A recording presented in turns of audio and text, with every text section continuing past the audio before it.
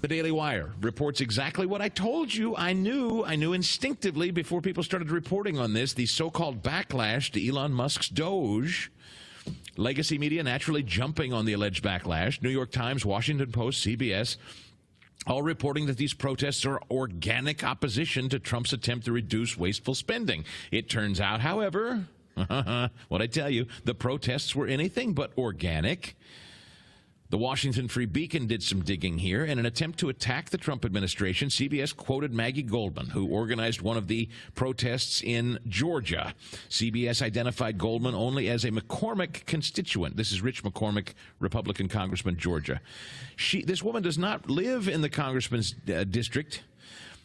Goldman is a self-described Democrat and political activist. Far from the concerned conservative voter the media painted these protesters to be, Goldman, according to her own LinkedIn page, coordinated volunteers to help Pete Buttigieg and his presidential campaign. She also ran for her own local county commission as a Democrat and has donated only to Democrat campaigns.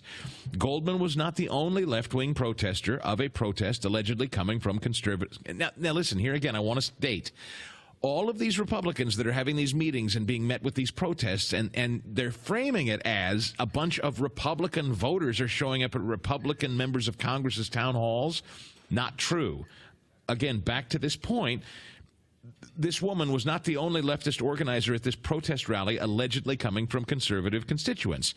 MoveOn.org and some group called Indivisible. Both received funding from Democrat billionaire George Soros, were behind many of the protests across the country. That according to the Washington Free Beacon. Again, if there's one thing the American left is great at doing, and Barack Obama ushered it in 2008, it's organizing, community organizing. That's what Democrats do. It's the only game they've got. It's the only game they play well.